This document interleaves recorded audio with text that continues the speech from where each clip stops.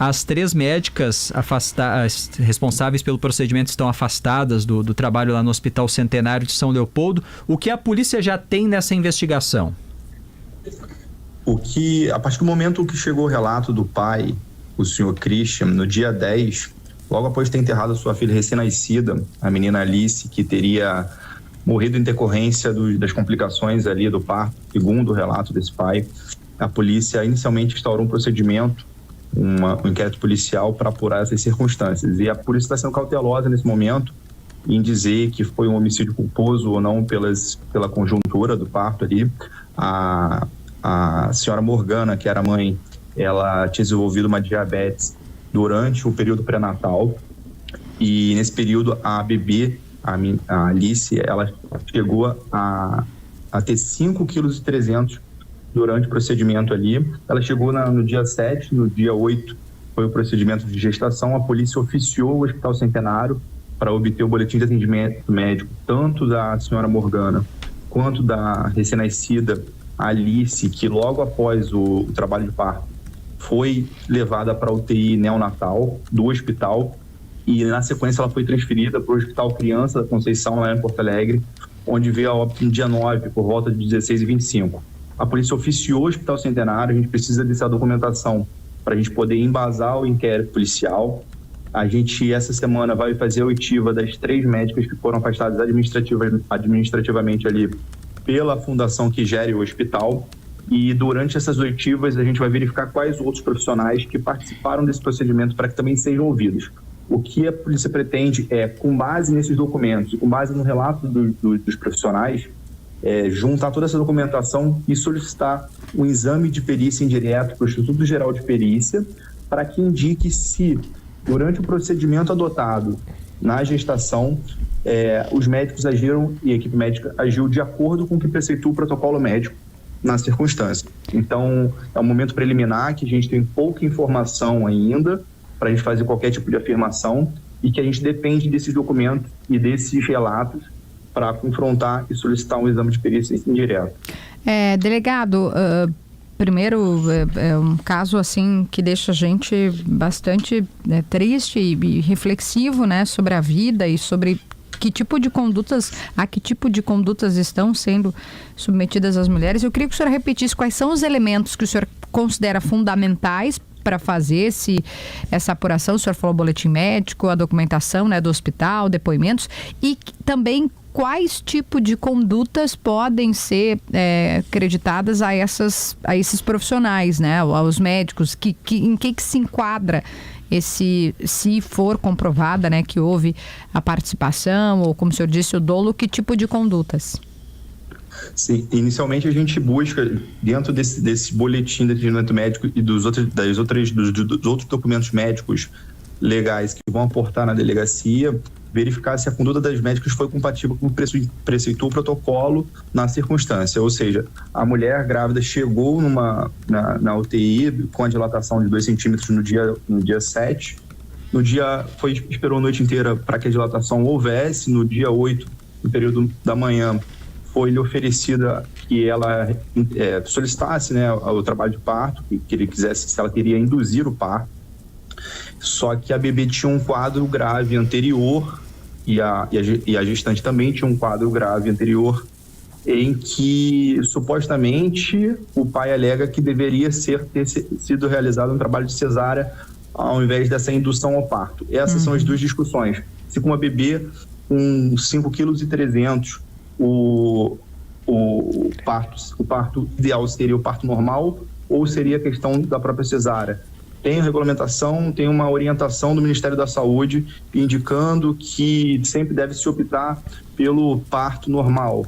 Havia outras gestações dessa mesma mulher, essas outras gestações se deram nas mesmas circunstâncias, e nessas mesmas circunstâncias aconteceu em parto normal. Então tudo isso tem que ser verificado, porque inclusive a questão dos pré-natais que foram realizados, para se verificar se não havia indicação anterior da realização da cesárea e que pudesse ser sugerida como procedimento adequado e correto na circunstância. Então, tudo isso está sendo tratado com bastante cautela, até por isso as médicas serão ouvidas na condição de testemunha, não na na condição de acusada.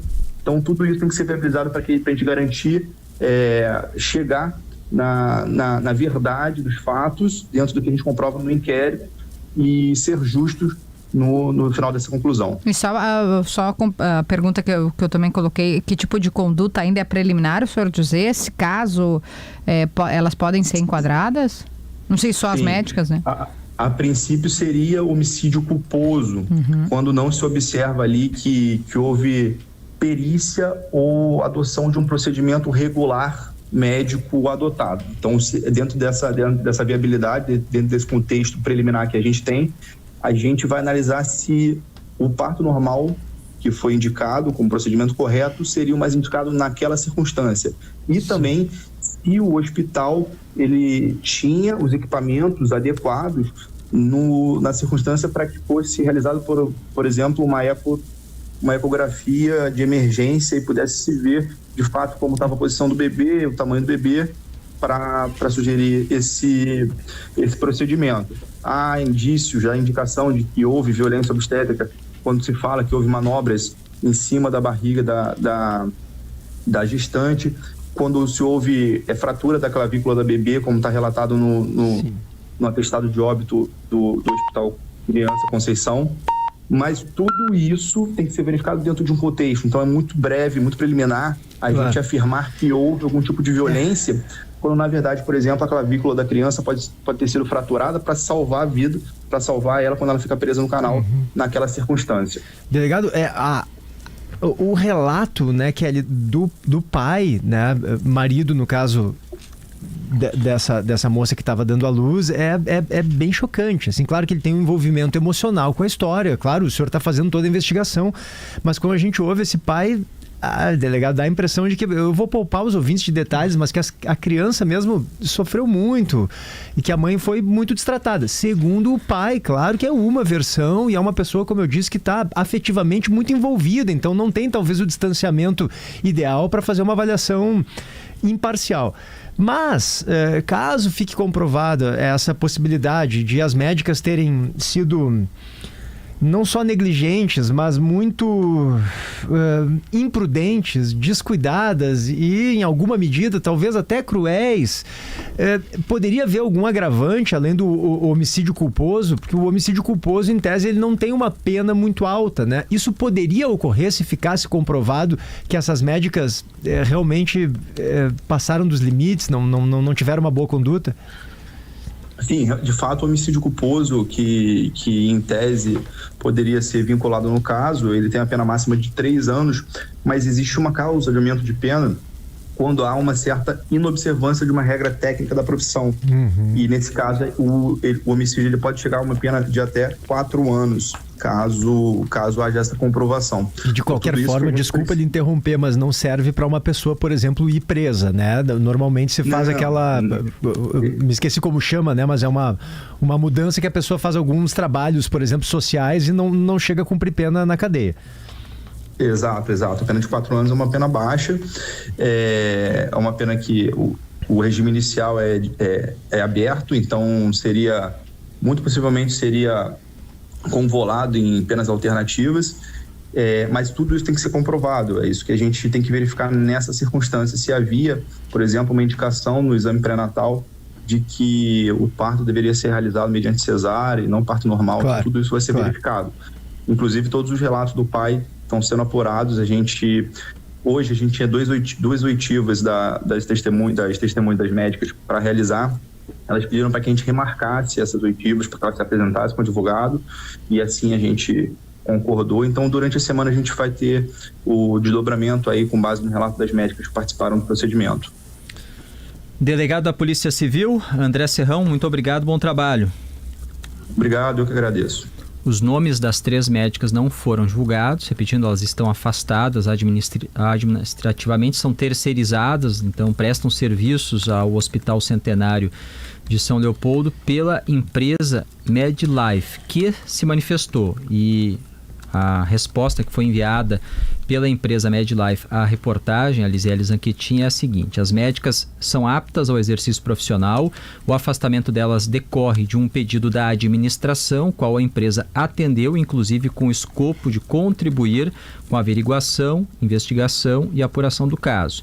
A empresa está à disposição para contribuir com o que for necessário para o bom andamento do trabalho das autoridades, obviamente que lamenta-se profundamente o ocorrido e a dor da família, bem como das profissionais que estão enfrentando esse momento tão difícil. Nota da empresa MedLife: as 3 trabalham para essa empresa e prestavam serviço no contrato junto ao Hospital Centenário de São Leopoldo.